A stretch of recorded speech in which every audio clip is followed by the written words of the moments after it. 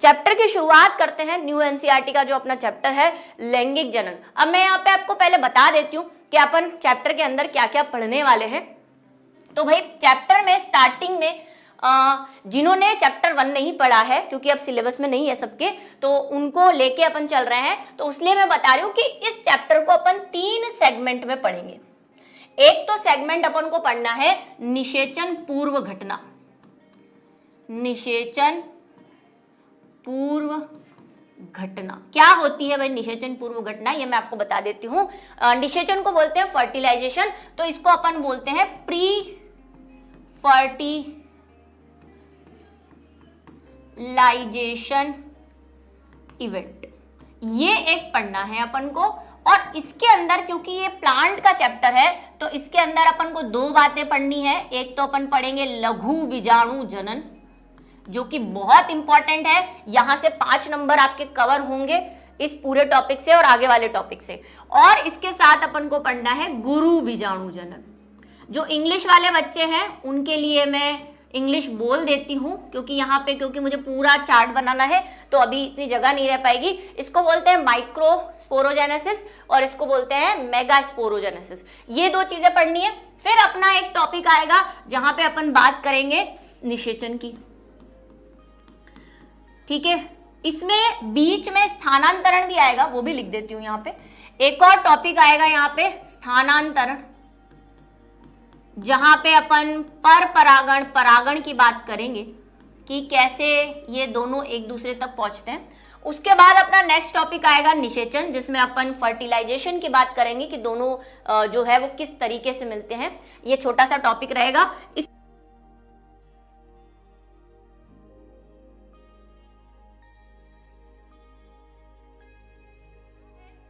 निषेचन तो आप समझते हैं फर्टिलाइजेशन। फर्टिलाइजेशन से पहले भी कुछ तैयारी होती है।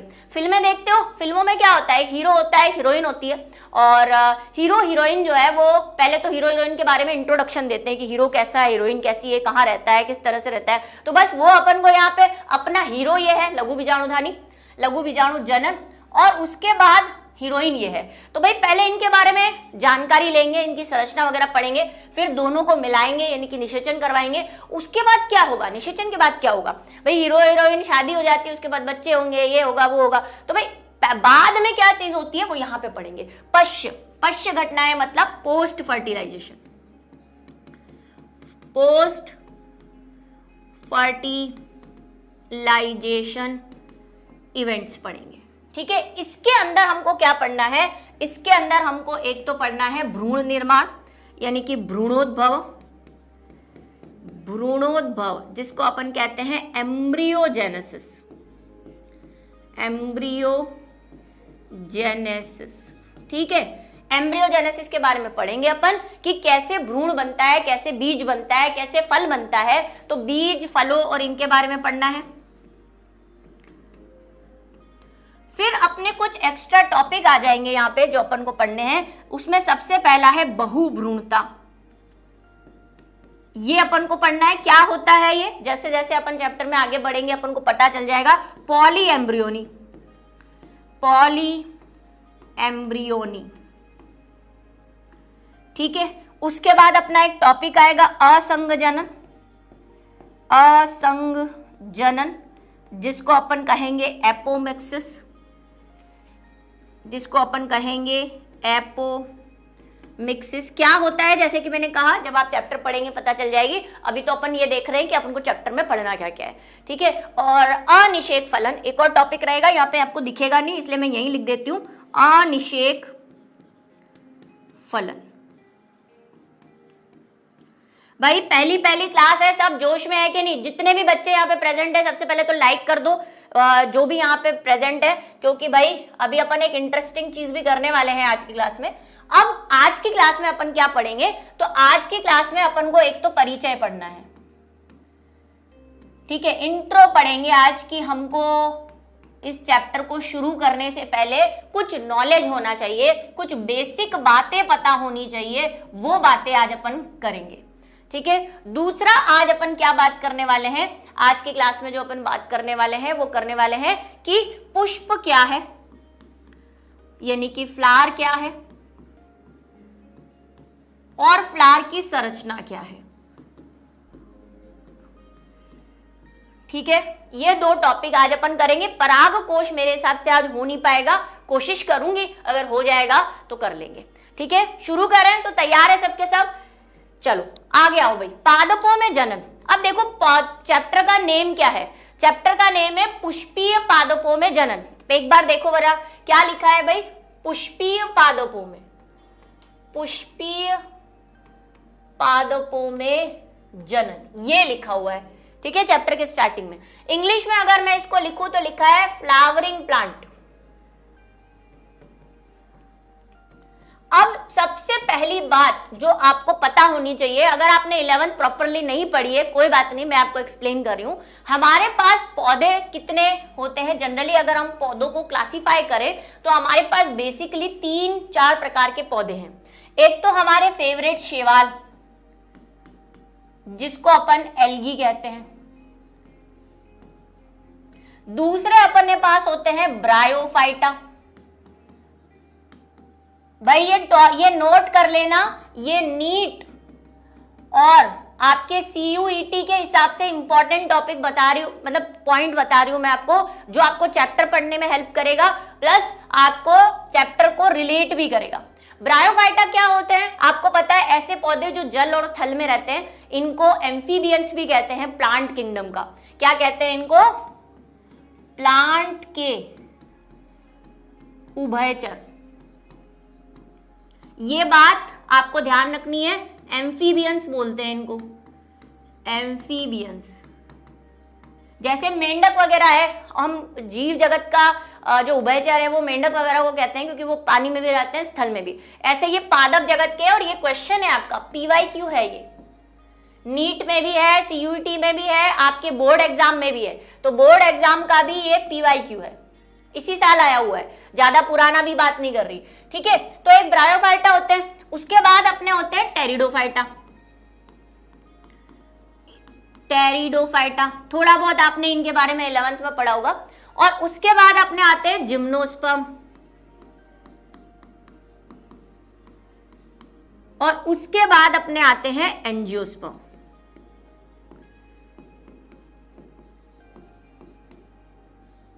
ठीक है, जिम्नोस्पर्म को हम कहते हैं अनावृत बीजी, अनावृत बीजी।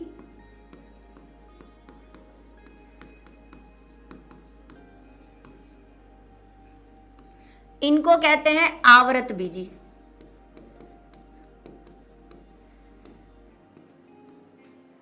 ठीक है, ये एंजियोस्पर्म को आवृत बीजी कहते हैं हिंदी में, और जिम्नोस्पर्म को अनावृत बीजी कहते हैं। और अगर इंग्लिश में लिखना चाहते हो उसको बोलते हैं सीड कोटलेस। ठीक है, और ये सीड कोट प्रेजेंट रहता है इसमें। आवृत का मतलब होता है कवरिंग, इनका सीड जो है वो कवर रहता है, और इनका जो रहता है वो कवर नहीं रहता है, सीड मतलब कि खुला रहता है, इसलिए इनको क्या बोलते हैं? सीड कोट लेस कहते हैं। अब मेरी बात को ध्यान से सुनो, इनमें से जो ऊपर वाले 3 हैं, इनमें से जो ऊपर वाले 3 हैं, ये इन तीनों को हम क्या बोलते हैं? क्रिप्टोगेम्स। क्या बोलते हैं भाई? क्रिप्टोगेम्स। भाई नीट CUET का टॉपिक है ये, आपको 12th के हिसाब से भी पता होना चाहिए, इसको नोट कर लो, क्योंकि आपकी बुक में नहीं है, आपकी बुक में नहीं है, लेकिन ये पूछा जाता है इस चैप्टर से। ठीक है, तो क्रिप्टो गेम्स क्या होते हैं? क्रिप्टो गेम्स क्या होते हैं? क्रिप्टो गेम्स उनको कहते हैं जिसमें सीड नहीं होता, सीड अनुपस्थित। अच्छा, सीड क्या होता है? ये तो पता है, बीज, बीज बीज बीज को कहते हैं। ठीक है, बीज अनुपस्थित होता है इसमें। तो इन तीनों में बीज नहीं बनता है कभी भी। इनमें लैंगिक जनन होता है, लैंगिक जनन तो है, लैंगिक जनन है, लेकिन सीड नहीं बनता है इसमें, कभी भी बीज नहीं मिलेगा आपको, ना इसमें ना इसमें ना इसमें। लेकिन ये जो नीचे वाले 2 हैं, इनको बोलते हैं फेनेरोगेम्स। क्या बोलते हैं? फेनेरोगेम्स। इंग्लिश वर्ड है ये, और जो बच्चे मुझसे पहली बार क्लास ले रहे हैं, मेरी बातों को सीरियसली लें। जब भी मैं किसी की हिंदी या इंग्लिश बताती हूँ उसको अपनी कॉपी में नोट करें, क्योंकि आजकल के जो 12th बोर्ड के पेपर हैं उनमें कई शब्द इंग्लिश में आ रहे हैं, प्लस हिंदी में कई ऊट पटांग शब्द आ रहे हैं। तो अगर आप उसका इंग्लिश वर्जन देखेंगे तो आपको क्वेश्चन समझ में आ जाएगा। ठीक है, तो इंग्लिश अब वैसे आपके ऊपर है, लेकिन लिखें इसको, आपको ही फायदा होगा, इसमें कोई नुकसान नहीं है। चलो, थोड़ा सा टाइम लगेगा लेकिन फायदा बहुत है इसके, आपके पेपर में आपको बहुत हेल्प करेगा, नीट में भी करेगा, सीयूईटी में भी करेगा। ठीक है, फेनरो गेम्स क्या होते हैं? फेनरो गेम्स ऐसे होते हैं जिसमें बीज होते हैं, बीज उपस्थित। ठीक है, बीज उपस्थित होते हैं, तो उनको अपन क्या बोलते हैं? फेनरो गेम्स बोलते हैं। ठीक है, इन्हीं को अब इसमें देखो, हमको जो चैप्टर पढ़ना है वो पढ़ना है ये वाला। इन तीनों के, वैसे तो सभी के बारे में हमने 11th में थोड़ा बहुत पढ़ा हुआ है, लेकिन ये जो बेसिक अपन 4 की बात कर रहे हैं ये अपन 11th क्लास में पढ़ के आए हैं थोड़ा थोड़ा। ठीक है, और ये वाला जो टॉपिक है, ये हमको जो पुष्पीय पादप बोला है, इन्हीं को अपन कहते हैं पुष्पीय पादप। इनको क्या कहते हैं? पुष्पीय पादप। जिम्नोस्पर्म को नहीं कहते। जिम्नोस्पर्म में बीज होता है, एंजियोस्पर्म में भी बीज होता है, लेकिन जिम्नोस्पर्म में बीज तो होता है, फूल नहीं बनते इसमें, फूल नहीं है, फूल नहीं होता इसमें। जबकि इसमें क्या होते हैं? फूल होते हैं, फ्लावर होते हैं। ये भाई छोटी छोटी बातें हैं, लेकिन छोटी छोटी मगर मोटी बातें हैं, क्योंकि ये सब कंपटीशन एग्जाम में पूछी हुई है। ये वाला एक सवाल है, ये कंपटीशन एग्जाम में आ चुका है कि ऐसे पौधों का नाम बताओ जिनमें बीज तो होता है लेकिन फूल नहीं बनता। तो क्या आंसर होगा आपका? जिम्नोस्पर्म।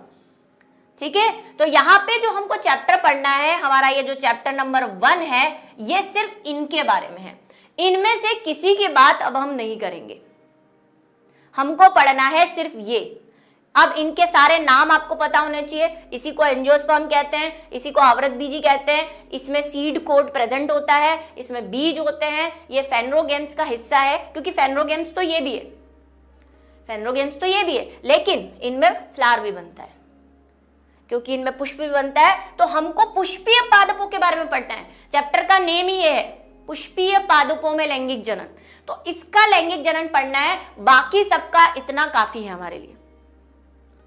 इतनी बात सबको समझ में आ गई है भाई? इतनी बात सभी को समझ में आ गई है क्या? ठीक है, आगे चले अपन। एक बार मेरे को बता दो भाई, सभी बच्चे जो भी प्रेजेंट, एक बार लाइक कर दो वीडियो को। आगे चल रहे हैं, ये नोट करना है सबको। ये आपके नोट्स में नहीं है, लेकिन ये जैसे मैंने कहा कि कंपटीशन एग्जाम और थोड़ा सा 12th के पर्पस से इंपॉर्टेंट है। ये एनसीईआरटी में भी नहीं है, लेकिन क्वेश्चन आते हैं। ठीक है, तो आप ध्यान रखेंगे। आगे चलते हैं, अब अपन बात करते हैं पुष्प की। हाँ भाई, समझ में आ गया सबको? एक बार मेरे को थंब भेज दो तो मैं आगे चलूं। Very good, very good. चलो, सबको समझ में आ रहा है। जो 11th पढ़े हुए हैं उनको तो धमाकेदार आ रहा होगा, जो नहीं पढ़े हुए हैं उनको थोड़ा कम आ रहा होगा, तो भी कोई बात नहीं है, अपन देखेंगे। अब पुष्प क्या है? तो भाई 2-3 बातें यहां पे ध्यान रखनी है। एक तो पुष्प यानी कि फ्लावर, पौधों का लैंगिक जननांग है, यानी कि सेक्सुअल पार्ट है, सेक्सुअल ऑर्गन है, सेक्सुअल पार्ट है, जो भी आप कहना चाहे। सबसे पहला स्टेटमेंट तो ये ध्यान रखना है, ये भी प्रीवियस ईयर क्वेश्चन है। ठीक है, पीवाईक्यू है, ये आ चुका है। अब दूसरी बात जो सबसे इंपॉर्टेंट है वो है कि पुष्प एक रूपांतरित प्ररोह है। रूपांतरित का मतलब क्या है मैं समझा रही हूं, इंग्लिश में लिख रही हूं, मॉडिफाइड शूट।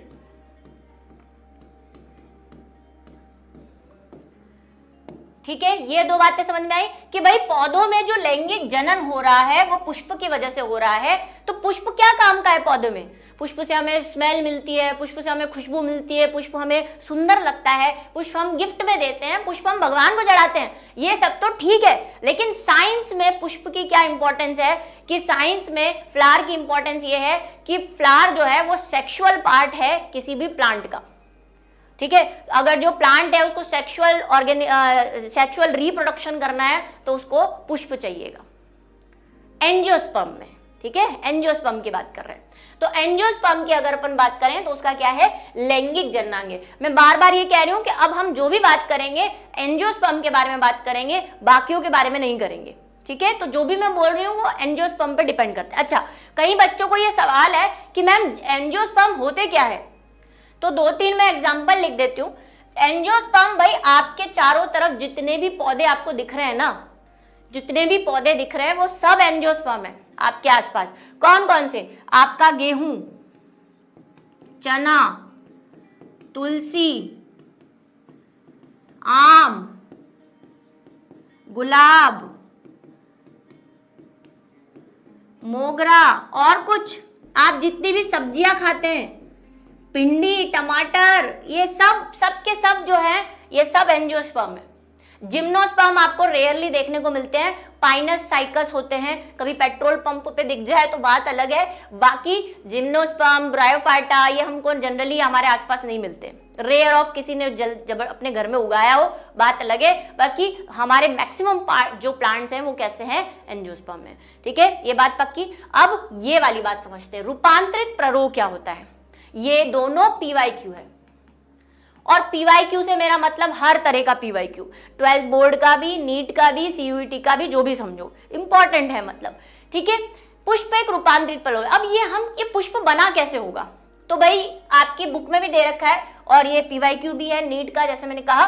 तो यहाँ पे क्या होता है कि पहले ऐसा माना जाता था कि ये पुष्प कहाँ से आया होगा। अभी मैं आपको एक एक्सपेरिमेंट करके दिखाऊंगी छोटा सा। ये मान लो तना है, क्या है, तना। अच्छा, तना और प्ररोह एक ही बात होती है, एक तो ये बात। अब ये क्या है, ये जो आपको डंडियां बनाई हैं, आपने कभी तने को देखा हो तो हर छोटी दूरी पर उसमें एक गिठान जैसी संरचना होती है, एक लाइन जैसी संरचना होती है। इसको अपन क्या बोलते हैं, पर्व संधि। इसको क्या बोलते हैं, पर्व संधि, नोड। और इसको क्या बोलते हैं, जो दो पर्व संधि। अब देखो ये वाली एक पर्व संधि हो गई, अभी मैं इसको ग्रीन कर रही हूं, ये एक पर्व संधि है, ये दूसरी एक पर्व संधि है, ये तीसरी है, ये चौथी है, ठीक है। दो पर्व संधियों के बीच में ये जो जगह है, जो स्पेस है, जो भाग है, उसको अपन कहते हैं पर्व, इंटरनोड। क्या कहते हैं, इंटरनोड कहते हैं, ठीक है। अब साइंटिस्ट ने जब देखा कि पुष्प कैसे बना होगा, तो उन्होंने कहा कि पुष्प जो है वो तने से ही बना है, मतलब कि प्ररोह से ही बना है। क्या हुआ होगा कि जब तने पे पत्तियां लगी होंगी, जैसे एक पत्ती यहां लगी है, एक यहां लगी है, एक यहां लगी, एक यहां लगी, ऐसे सब जगहों पे पत्तियां लगी हुई है, ठीक है। अब क्या हुआ कि धीरे धीरे जब प्रकृति में चेंज आने लगा तो इन पत्तियों से अलग अलग चीजें बन गई। अलग अलग चीजें जैसे क्या, तो पुष्प में क्या क्या चीजें होती है, फ्लावर में क्या क्या चीजें होती है। फ्लावर में होता है अपना पुंकेसर, जिसको अपन कहते हैं एंथर। फ्लावर में होता है अपना स्त्री केसर, जिसको अपन कहते हैं गाइनोशियम। फ्लावर में और क्या होते हैं, दल होते हैं, पेटल। ऐसे ये पत्तियां धीरे धीरे अलग अलग चीजों में बदल गई अचानक से। और बदलने के बाद क्या हुआ कि ये जो पर्व संधियां हैं वो एक दूसरे के पास आ गई, ऐसे एक दूसरे के पास आ गई, और ये बिल्कुल कंडेंस होके इसने कुछ ऐसी चीज बना दी। देखो मैं आपको एक्सपेरिमेंट बताती हूँ। ये आपको दिख रहा है, सोचो कि ये एक तना है, ठीक है। सोचो कि एक तना है और इस पे ये पत्तियां लग रही है ना, ये देखो ये पत्तियां दिख रही है आपको, ये अलग अलग पत्तियां लग रही है और ये हमारा तना है। और जहां जहां पे पत्ती लग रही है वो क्या होगी, एक पर्व संधि होगी, है ना। जहां पे पत्ती लग रही है वो एक क्या होगी, पर्व संधि होगी। और बीच में गैप भी होगा, लेकिन आपको यहाँ पे जो गैप है वो शायद ना दिख रहा हो, क्योंकि मैंने थोड़ा सा इसको छोटा बनाया है। अब क्या हुआ, जब प्रकृति चेंज हुई तो ये पर्व संधियां एक दूसरे के पास आ गई ऐसे, जिसको हम कहते हैं संघनन, कंडेंसेशन। तो भाई यहाँ पे जो है ये धीरे धीरे कॉम्पैक्ट हो गई और ये तना जो है इस तरह से घुसने लग गया, ये पूरा ऐसे दब गया अंदर, दब गया तो आप देख रहे हो, अब ये दिख रहा है आपको। अगर मैं इसको थोड़ा सा पत्तियों को ऐसे कर दूं इस तरह से, तो भाई आपको लग रहा है कि ये फूल बन गया, है ना। कभी आपके गवर्नमेंट स्कूल में ऐसे आते हैं ना क्राफ्ट वाले, वो ऐसे तो करते ही लंबा सा बनाते हैं, फिर उसमें एक उंगली डालते हैं, वो फूल बन जाता है। तो भाई ये भी फूल बन गया, है ना। ऐसे ही ये दब गया अंदर ऐसे, और दब के क्या दिख रहा है, फूल जैसा बन गया है। तो भाई ऐसे ही प्रकृति में ये चीजें पास आ गई, और पत्तियों से पुंकेसर, स्त्री केसर, दल, ये सब बन गए, और फिर हमारा कुछ ऐसा चीज यहाँ पे आ गई, ऐसी जैसी मेरी उस पेपर से आ रही थी। ये पुष्प जैसा लग रहा है, फ्लावर जैसा। ऐसे ही प्रकृति में पुष्प का निर्माण हुआ। तो हमने ये कहा कि ये तना ही था जो रूपांतरित हो गया है, मतलब इसमें चेंज आ गया, जैसे अभी हमारे तने में आ गया, है ना। दब दब के ये पुष्प बन गया भाई, ये लो थोड़ी सी और इसकी, ये पुष्प बन गया, हमने इसको अंदर दबा दिया तो ऐसे, ठीक है। तो इस तरह से तने से ही क्या बना है, पुष्प का निर्माण हुआ है। तो पुष्प क्या है, और कुछ नहीं, मॉडिफाइड शूट है, ठीक है। क्या है, मॉडिफाइड शूट है। अब पुष्प का निर्माण कैसे होता है, तो भाई पर्व संधि जो है, अब बन तो गया प्रकृति में, हमेशा से बनता रहेगा अब, लेकिन पुष्प उगता कैसे है, मतलब कि बाहर कैसे निकलता है पौधे से। तो आपने देखा होगा कि पौधे में, जैसे मैंने अभी आपको कहा कि पर्व और पर्व संध्या होती है, तो हमेशा मान लो ये एक पत्ती है, ये पत्ती है, थोड़ा सा मैं इसको बड़ा बना देती हूं आपके समझने के लिए।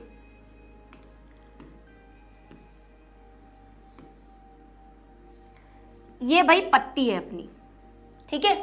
पत्ती और तना, ये तना है, स्टेम है, और ये लीफ है, इनके बीच में एक जगह होती है जिसको अपन कहते हैं कक्षस्थ कलिका। क्या कहते हैं, एक्सियल बड, एक्सियल बड, कक्षस्थ कलिका। ये कक्षस्थ कलिका का निर्माण होता है सबसे पहले। यहाँ पे है ना कुछ कोशिकाएं विभाजन करती है, वो विभाजन कैसा होगा, वो विभाजन होगा समसूत्री। कैसा होगा, ये भाई एनसीईआरटी में लाइन लिखी हुई है, उसी को समझा रही हूं कि सबसे पहले क्या होता है, एक पुष्पीय आगक बनता है, पुष्पीय आगक। पुष्पीय आगक को क्या बोलेंगे, फ्लोरल या फ्लावर प्रीमोर्डियल, प्रीमोर्डियल, ठीक है। फ्लावर या फ्लोरल, फ्लोरल भी बोल सकते हो, मैंने फ्लावर लिखा है यहाँ पे, फ्लोरल भी बोल सकते हो। फ्लोरल प्रीमोर्डियल या पुष्पीय आगक, मतलब पुष्प बनने से पहले की अवस्था, कि यहां से पुष्प निकलने वाला है, तो यहाँ पे एक चीज बनेगी सबसे पहले, कोशिका विभाजन होगा, और कोशिका विभाजन से एक बड बनेगी, एक गिठान जैसी संरचना बनेगी। इस गिठान वाली संरचना को अपन कहते हैं कली, बड। क्या कहते हैं, कली। भाई बोलते हैं ना कि पुष्प तो अभी पुष्प है, इसकी कली बनी है, अभी पुष्प पूरा बना नहीं है। तो सबसे पहले एक्सियल बड बनती है, और इस एक्सियल बड से आगे जाके हमारा पुष्प निकलेगा। ऐसा अगर यहाँ पे बनना है तो यहाँ पे भी सेम चीज होगी। कभी कभी आपने देखा होगा टिप पे भी होता है फ्लावर, तो वहां पे भी सेम चीज होगी, बट वो बनेगी किससे, एक्सियल। यहाँ पे टर्मिनल बड बनती है, यहाँ पे कौन सी बनती है, टर्मिनल, फिर इसको टर्मिनल बड बोलते हैं। अंतस्थ कलिका, ठीक है, और ये है कक्षस्थ कलिका। तो भाई इसमें समसूत्री विभाजन के द्वारा अपना पुष्पीय आगक से, फ्लोरल प्रीमोर्डियल से अपना पुष्प बन जाता है। ये तो हो गया उगने का प्रोसेस। लेकिन पुराने जब पुष्प नहीं रहे होंगे, जैसे हमने कहा ना जिम्नोस्पर्म में तो पुष्प थे नहीं, एंजियोस्पर्म में अचानक कैसे आ गए, तो अचानक ऐसे आए, जो हमने यहाँ पे प्रोसेस पढ़ा कि ऐसे रूपांतरित होने की वजह से पुष्पों का निर्माण हुआ एंजियोस्पर्म के अंदर, ठीक है। और फिर जैसे उगते हैं वैसे हर हमेशा पुष्प उगने लग गए एंजियोस्पर्म के अंदर, ठीक है। तो ये बात ध्यान रखनी है। अब सबसे पहले हम पुष्प का एक फ्लोरल डायग्राम बना देते हैं, क्योंकि वो सबसे ज्यादा जरूरी है कि एक पुष्प में क्या क्या चीजें होती है, फ्लावर में क्या क्या चीजें होती है। तो पहले अपन एक डायग्राम बना रहे हैं, ये मेरे हिसाब से सभी को आता होगा, ठीक है, लेकिन फिर भी बनाना चाहे तो बना सकते हैं। कुछ नाम मैं यहाँ पे लिखूंगी। सबसे पहले हमारे पास फ्लावर के अंदर एक क्या होता है, थैलेमस होता है। क्या होता है, पुष्पासन।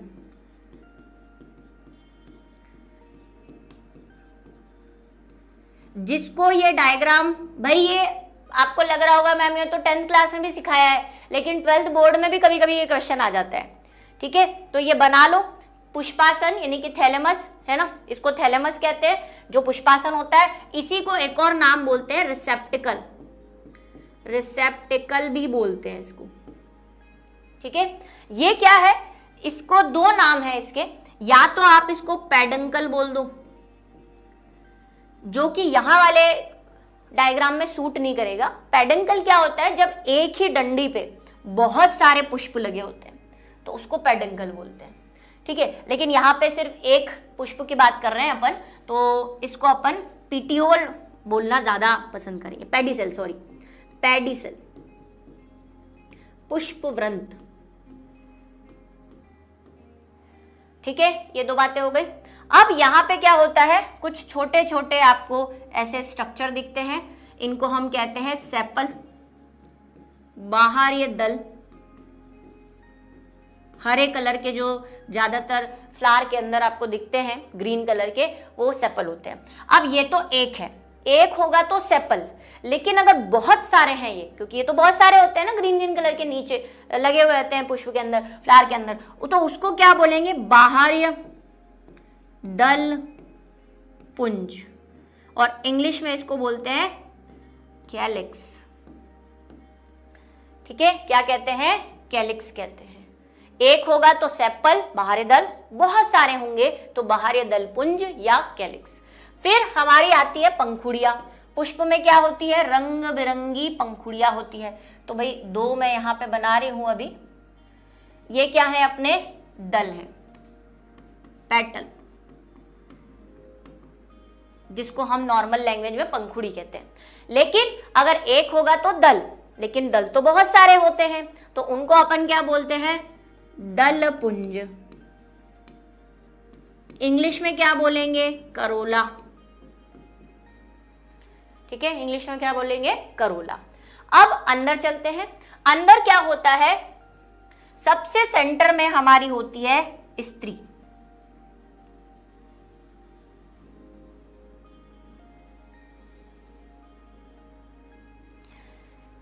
ये जो आपको संरचना दिख रही है, ये पूरी के पूरी क्या कहलाती है, ये कहलाती है कार्पल भी कहते हैं इसको, स्त्री केसर भी बोलते हैं, स्त्री केसर। अब मेरी बातों को थोड़ा सा इधर ध्यान से सुने, क्योंकि मैं बहुत इंपॉर्टेंट बात बताने वाली हूं यहाँ पे, थोड़ा सा ध्यान से सुने। देखो ये जो पूरी संरचना है ये हमारी स्त्री है, मतलब कि इससे मादा बोल सकते हो। तो भाई इसके बहुत सारे नाम हैं, क्या क्या नाम है मैं यहाँ पे लिख रही हूं। स्त्री केसर, स्त्री केसर को ही कार्पल कहते हैं, स्त्री केसर को ही गाइनोशियम कहते हैं, स्त्री केसर को ही अपन स्टिग्मा स्टाइल, वो तो पार्ट्स हो जाएंगे, और स्त्री केसर को ही जायांग कहते हैं। स्त्री केसर ही हमारा क्या है, पुष्प का मादा जननांग है। तो ये सारे नाम आपको पता होने चाहिए इसके, ठीक है। ये सारे नाम आपको पता होने चाहिए, क्या क्या, स्त्री केसर बोलूं, कार्पल बोलूं, गाइनोशियम बोलूं, जायांग बोलूं, मादा जननांग बोलूं, सब एक माया है, सब के सब एक है, ये जो संरचना मैंने बनाई है। अब इसके तीन पार्ट्स हैं। सबसे पहला जो यहां पे आपको मोटा ताजा नजर आ रहा है, इसको अपन कहते हैं अंडाशय। क्या कहते हैं, अंडाशय, ओवरी, ठीक है। ओवरी के अंदर देखो बहुत डिटेल है, अभी जब अपन इसकी डिटेल पढ़ेंगे तब आपको ये चीजें समझ में नहीं आएगी, इसलिए ध्यान से सुने। अंडाशय के अंदर बहुत सारे चैम्बर हो सकते हैं, जैसे घर होता है, ऐसा समझ लो कि ये घर है, घर के अंदर बहुत सारे कमरे, तो यहाँ पे क्या है, ये घर है, इसके अंदर बहुत सारे कमरे भी हो सकते हैं। तो मैं यहाँ पे फिलहाल 2 कमरे बना देती हूँ, ये 2 कमरे हैं। अब ये जो कमरे हैं इनको अपन क्या बोलते हैं, 2-3 लैंग्वेज है। कई बुक्स क्या करती हैं, अच्छा अंडप भी इसी को बोल देते हैं कई बार, लेकिन ज्यादातर बुक्स में आपको अंडप इस शब्द के लिए मिलेगा। अब ये हमारी एनसीईआरटी की माया बोलो, बुक्स की माया बोलो, जो भी बोलो, लेकिन कई जगहों पे अंडप इसको लिखा हुआ है, कई जगह पे कार्पल का, क्योंकि हिंदी अंडप होता है, तो स्त्री केसर की जगह तो अंडप आपको ज्यादा नहीं मिलेगा, लेकिन यहां वाले शब्द के लिए आपको कई जगह पे अंडप लिखा होता है। वैसे ये चैम्बर है, क्या है? चैम्बर, कोष्ठ है ये।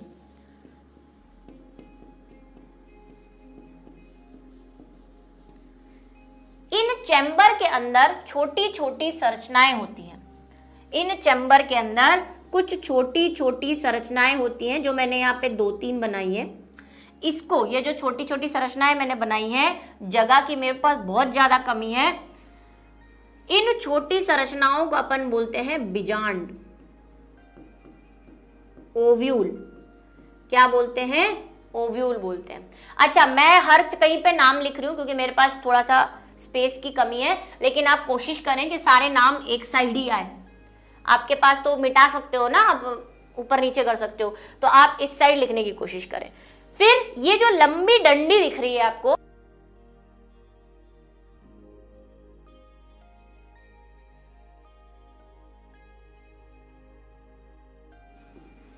और ये जो मोटा दिख रहा है, इसको अपन बोलते हैं स्टाइल, वर्तिकाग्र। सबके हिंदी इंग्लिश पता होने चाहिए, बार बार बोल रही हूं।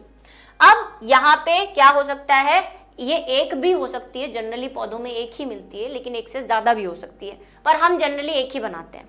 ठीक है। दूसरा अपना जो है, यहाँ पे और कुछ चीजें हमको मिलती है, जैसे कि मैं यहाँ पे 2 बना रही हूं, एक इधर और एक इधर। ठीक है, आप एक से ज्यादा भी बना सकते हो। ये हमारे क्या है? पुंकेसर। पुंकेसर के क्या क्या नाम है? इसी को एंथर बोलते हैं, इसी को स्टैमिन बोलते हैं, इसी को पुमंग बोलते हैं। ठीक है, ये सारे नाम एक हैं। ठीक है, ये सारे नाम क्या है? एक है। चाहे आप पुमंग बोल दो, चाहे आप पुंकेसर बोल दो, चाहे आप एंथर बोल दो, चाहे आप स्टामिन बोल दो। इसके भी 2 भाग है जो कि मैं आपको बता रही हूं। सबसे पहला यहाँ पे जो ऊपर वाला आपको दिख रहा है, एक्चुअली में इसको बोलते हैं परागकोश। क्या बोलते हैं इसको? ऊपर लिख दूं मैं यहाँ पे, परागकोश। अब ये जो मैंने एंथर लिखा हुआ है, एक्चुअली में एंथर इसी को कहा जाता है, लेकिन जनरल लैंग्वेज में जब हम यूज करते हैं, जब हम नॉर्मल फ्लो की बात करते हैं, किसी बुक की बात करते हैं, तो कई जगह पे हमको एंथर इस पूरे को भी बोल देते हैं, लेकिन बेसिकली अगर आप देखो तो एंथर जो है वो ये है। ठीक है, ये क्या है? ये जो आपको तंतु जैसी दिख रहा है, ये है आपका तंतु, फिलामेंट। इंग्लिश आप लिख देंगे फिलामेंट, क्योंकि मेरे पास यहाँ पे जगह नहीं है। ये अपना नॉर्मल फ्लावर है। अच्छा, ये फ्लावर कैसा है? ये द्विलिंगी है। ये बात भी आप याद रखेंगे, क्योंकि हमने एक लिंगी नहीं बनाया है। जो बच्चे नहीं जानते हैं एक लिंगी और द्विलिंगी क्या होता है, भाई द्विलिंगी का मतलब होता है बायसेक्सुअल। ऐसे फ्लावर देख लो, यहाँ पे ये द्विलिंगी फ्लावर क्यों है? क्योंकि इसमें स्त्री केसर और पुंकेसर दोनों एक ही पुष्प के अंदर है, एक ही फ्लावर के अंदर है, इसीलिए इसको क्या बोलते हैं? बायसेक्सुअल फ्लावर कहते हैं। कुछ ऐसे फ्लावर भी होते हैं जिनमें केवल एक चीज होती है, या तो स्त्री या पुष्प पुंकेसर, तो उसको अपन क्या बोल देते हैं? एक लिंगी, यानी कि यूनिसेक्सुअल। ऐसा किस में मिलता है? ऐसा खीरा में मिलेगा आपको, पपीता में मिलेगा आपको। ठीक है, ये सारे यूनिसेक्सुअल फ्लावर्स वाले प्लांट हैं। चलो, अभी क्या है? ये वाला डायग्राम हो गया आपका। अब इनमें से 2-3 चीजें आपको यहाँ पे याद रखनी है, जो मैं यहाँ पे ऊपर नोट कर रही हूं। सबसे पहली कि पुष्प में जो आवश्यक अंग है, आवश्यक अंग वो कौन से हैं, और पुष्प में सहायक अंग है वो कौन से हैं। इंग्लिश में बोल रही हूं क्योंकि जगह नहीं है। यहाँ पे सहायक अंगों को एसेसरी ऑर्गन कह रहे हैं हम, और इनको बोल रहे हैं कंपलसरी ऑर्गन। ठीक है, कंपलसरी ऑर्गन में हमारे पास आ जाएगा हमारा पुमंग, इसको भाई एंड्रोशियम भी बोलते हैं, एंड्रोशियम।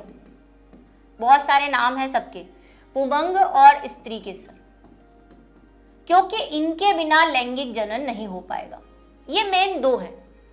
और सहायक अंग कौन से हैं? सहायक अंग हमारे जो इनकी सहायता कर रहे हैं कौन कौन है?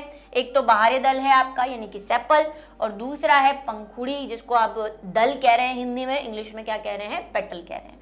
तो जो दल है और बाहरी दल है ये सहायक है, हेल्प करते हैं ये, ठीक है। अगर ये नहीं भी हो तो ऐसा नहीं है कि सेक्सुअल रिप्रोडक्शन रुक जाएगा, लेकिन ये दोनों अगर नहीं होंगे तो सेक्सुअल रिप्रोडक्शन नहीं हो पाएगा, इसीलिए ये दोनों इंपॉर्टेंट है, ठीक है। और यहाँ पे मैंने दल और बाहरी दल लिखा है, इसका मतलब ये नहीं कि आप ये बोल दो कि मैम बाहरी दल पुंज नहीं होगा और दल पुंज नहीं होगा, क्योंकि वो तो प्लूरल हो गया ना, सिंगुलर प्लूरल वाली चीज हो गई वो तो, कि भाई दल बोलूं या दल पुंज बोलूं एक ही बात है। अभी तो एक दल से तो कुछ होगा नहीं, सारे ही गायब होंगे तब कुछ हेल्प नहीं हो सकती है, ठीक है। तो यहाँ पे ये वाला डायग्राम आप बना लेंगे, तब तक मैं आपके थोड़े डाउट देख लूं।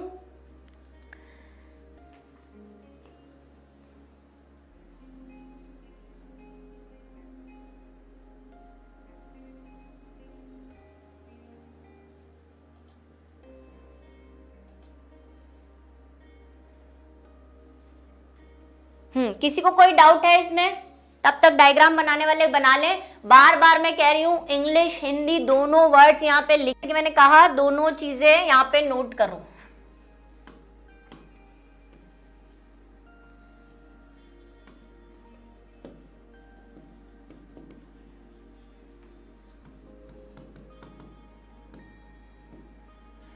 ठीक है। पुष्पीय आगक क्या होता है बेटा? पुष्पीय आगक ये होता है पुष्प बनने से पहले वाली अवस्था, पुष्प बनने से पहले वाली अवस्था, ठीक है इमाम? वैसे तो मैंने कहा था लेकिन मैंने अब लिख भी दिया। अब हम बात करने वाले हैं हमारे फर्स्ट टॉपिक की, जो हमारा चैप्टर है निषेचन पूर्व घटनाएं, जिसमें अपन पुष्प की संरचना कर चुके हैं, ठीक है। अब निषेचन पूर्व घटनाओं में हमको क्या करना है, इस चैप्टर के अंदर क्या करना है? जिन्होंने फर्स्ट चैप्टर पढ़ा है उनको पता है कि क्या करना है, लेकिन जो अभी चैप्टर पढ़ रहे हैं उनको मैं बता देती हूँ कि निषेचन पूर्व घटनाओं में हमको दो चीजें पढ़नी है। एक तो हमको पढ़ना है लघु बीजाणु जनन, मतलब कि पराग कण कैसे बनता है, पोलन ग्रेन कैसे बनता है। हमको बनाने हैं नर, नर यानी कि मेल युग्मक गैमेट,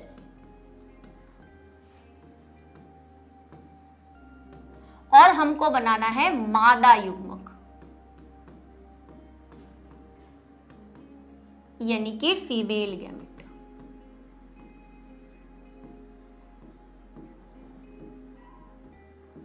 अब मेरी बात को ध्यान से सुनो।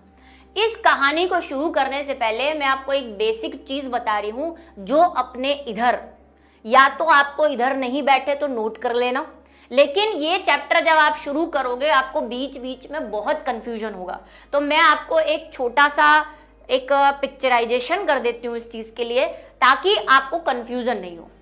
देखो, पुष्प में हमने पढ़ा कि हमारे पास होता है एक पुंकेसर, ये नोट कर लो, नोट कर लो भाई, सबके सब नोट करना पड़ेगा इसको।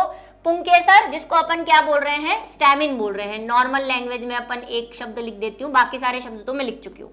स्टैमिन होता है, ठीक है। स्टैमिन के अंदर मतलब ये अपना जैसे पुंकेसर है, इसमें ये होता है पराग कोश। ऊपर वाला जो मैंने आपसे कहा था वो क्या होता है, पराग कोश। तो भाई ये क्या है, पराग कोश होगा। अभी अपन डिटेल नहीं पढ़ रहे हैं, मैं आपको एक चीज बता रही हूँ क्योंकि यहाँ पे बच्चों को बहुत कंफ्यूजन होता है, तो मैं आपका थोड़ा सा कंफ्यूजन दूर कर रही हूँ ताकि आगे जाके आपका जो टॉपिक है वो क्लियर रहे, ठीक है। इसको नोट कर लेना। पराग कोश होता है यानी कि एंथर होता है, ठीक है। जब हम इस एंथर के और अंदर जाते हैं, पुंकेसर हो गया, फ्लावर तो हो गया, पुष्प के अंदर पुंकेसर होगा, पुंकेसर के ऊपर क्या लगा होता है, पराग कोश लगा होता है, एंथर लगा होता है।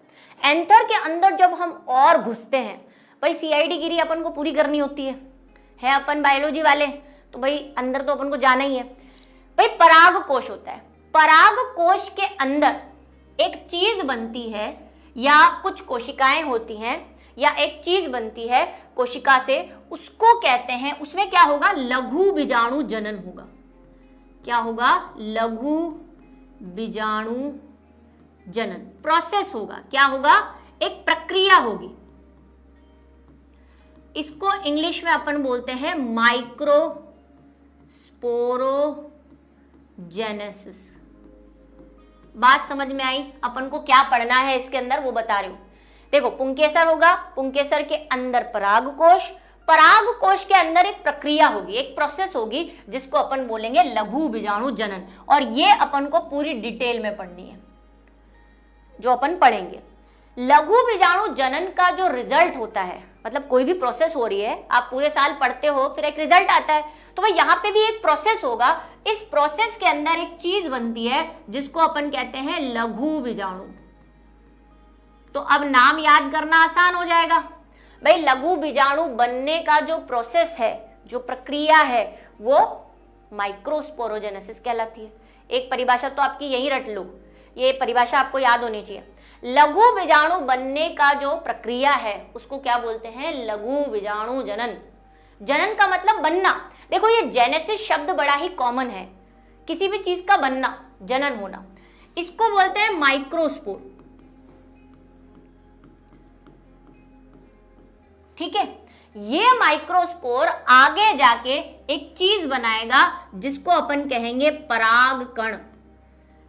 तो परागकण जो आज तक आप पढ़ते आ रहे हो, और कुछ बच्चे मुझे कह रहे हैं कि पराग कोश में परागकण बनता है, तो वो परागकण ऐसे ही नहीं बनता, परागकण बनता है। इसको अपन इंग्लिश में बोलते हैं पोलन ग्रेन। पोलन ग्रेन, ठीक है। और पोलन ग्रेन के लिए एक शब्द आपको याद रखना है, इसको अपन क्या कहते हैं, नर युग्मकोद्भिद। क्या कहते हैं, नर युग्मकोद्भिद। अब ये क्या होता है, थोड़ा सा जिन्होंने बेसिक कॉन्सेप्ट की क्लास अटेंड करी हुई है उनको पता होना चाहिए, जिनको नहीं पता है मैं सबके लिए बता रही हूं। देखो, ये जो है हम इससे क्या बनाएंगे, मैंने आपसे कहा नर युग्मक बनाएंगे, है ना। इस वाले प्रोसेस से हमको क्या बनाना है, ये नर का पार्ट है, ये हमारा क्या है, एक तरह से नर है ना। तो नर से हमको युग्मक बनाना है, नर युग्मकोद्भिद बनाना है। तो भाई ये नर को बनाने वाला है, इसीलिए इसको अपन क्या कह रहे हैं, नर युग्मकोद्भिद, मेल गैमेटोफाइट। इंग्लिश वाले इंग्लिश लिख ले साथ में, मेल गैमेटोफाइट बोलते हैं इसको। परागकण का ही दूसरा नाम है ये, ठीक है। परागकण का ही दूसरा नाम क्या होता है, मेल गैमेटोफाइट, नर युग्मकोद्भिद। क्योंकि यहाँ पे ये कैसा हो जाएगा, हैप्लॉइड हो जाएगा, अगुणित हो जाएगा। हो तो यहीं पे गया है ये। अब ये कैसे होता है, जिनको नहीं समझ में आ रहा है अभी दिक्कत मत लो, अपन जब प्रोसेस पढ़ेंगे तब समझ में आ जाएगा। जिनको आ रहा है अच्छी बात है, प्रोसेस आएगा तब समझ में आ जाएगा। अभी आपको क्या क्या इनके नाम याद रखने हैं बस, ठीक है। अब जो हमारा परागकण होता है वो लास्ट में जाके बनाएगा नर युग्मक, मेल गैमेट। तो आज तक जो हम बचपन में पढ़ते आ रहे थे कि पुष्प में परागकण बनता है, वो एंड नहीं है। उसके बाद हमारे मेन चीज बनती है जिसको अपन कहते हैं मेल गैमेट। तो भाई क्योंकि ये मेल गैमेट को बनाने वाला है, इसीलिए इसको परागकण को अपन क्या कहते हैं, नर युग्मकोद्भिद कहते हैं। ठीक है बच्चों, ये बात समझ में आ गई। और ये क्या हो गया, फिर ये बीजाणुद्भिद हो गया। ये एक तो प्रोसेस पढ़ना है अपन को, क्या, पुंकेसर होगा, पुंकेसर के अंदर परागकोश पढ़ेंगे पहले, ये पूरा पढ़ना है आपको। फिर ये पूरा पढ़ना है लघु बीजाणु जनन। इसके अंदर एक प्रक्रिया होती है जिसको अपन लघु बीजाणु जनन कहेंगे। लघु बीजाणु जनन के अंदर लघु बीजाणु बनेगा, लघु बीजाणु से परागकण बनेगा, परागकण से नर युग्मक बनेगा। ये है अपना हीरो। ये सब तो इसके पहले वाली चीजें हैं, इनसे अपन को कोई काम नहीं है। हीरो तो ये है, जन्म यहां होगा हीरो का। ये तो सिर्फ प्रोसेस है हीरो के बनने के, प्री स्टोरीज है, ठीक है। चलो, अब ऐसे ही अपन को मादा भी बनानी पड़ेगी, मादा युग्मक भी बनाना पड़ेगा, क्योंकि मैंने कहा दूसरा स्टेप क्या होगा, मादा युग्मक बनाना। मादा युग्मक कहां बनेगा, तो अपनी जो स्त्री केसर है,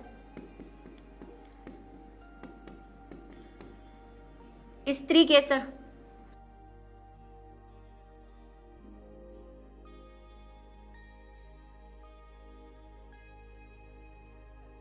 भाई कैमरा बार बार अभी भी बंद हो रहा है क्या बच्चों?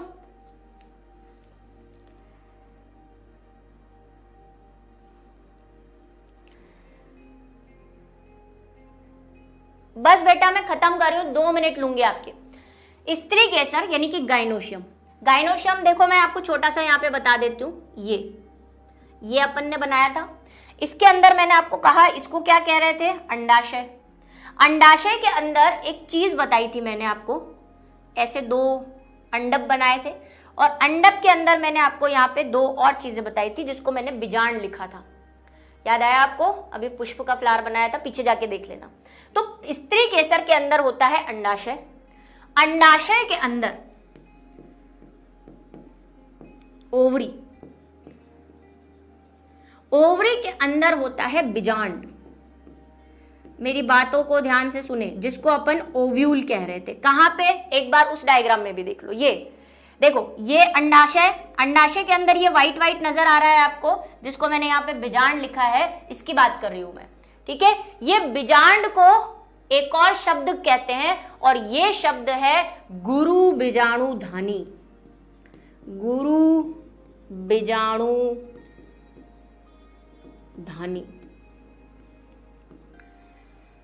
ठीक है, अच्छा, इस पराग कोश के अंदर भी एक धानी होती है। ये जो गुरु बीजाणु जनन है ना, ये किसके अंदर होता है? तो इससे पहले भी आप एक चीज लिख सकते हो, लघु बीजाणुधानी।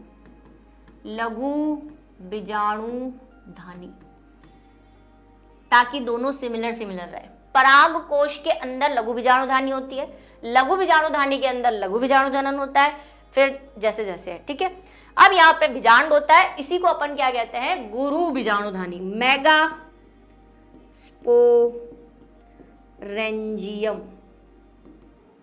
इसके अंदर होती है गुरु बीजाणु जनन।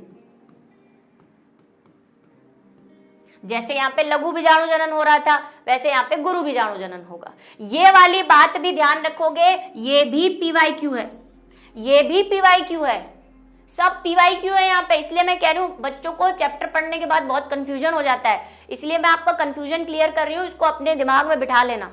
ठीक है, अंडाशय, अंडाशय में बीजांड होता है, बीजांड को ही गुरु बीजाणुधानी कहते हैं। और यहाँ पे पराग कोश में होती है लघु बीजाणुधानी, और लघु बीजाणुधानी के अंदर लघु बीजाणु जनन होता है। यहाँ पे गुरु बीजाणु होती है, गुरु बीजाणुधानी के अंदर गुरु बीजाणु जनन होता है। इसको क्या बोलेंगे, मेगा स्पोरोजेनेसिस। अब इसमें क्या बना था, इसमें लघु बीजाणु बना था, तो इसमें क्या बनेगा, गुरु बीजाणु बनेगा। इसमें क्या बनेगा, गुरु बीजाणु, मेगा स्पोर बनेगा। और मेगा स्पोर से आगे जाके एक क्या बनेगा, भ्रूण कोश बनेगा, एंडोस्पर्म। ध्यान दे, कृपया कृपया ध्यान दे। जैसे यहां पे पराग कण को नर युग्मकोद्भिद कह रहे थे, जैसे यहाँ पे पराग कण को नर युग्मकोद्भिद कह रहे थे, वैसे ही यहाँ पे भ्रूण कोश को मादा युग्मकोद्भिद कहेंगे।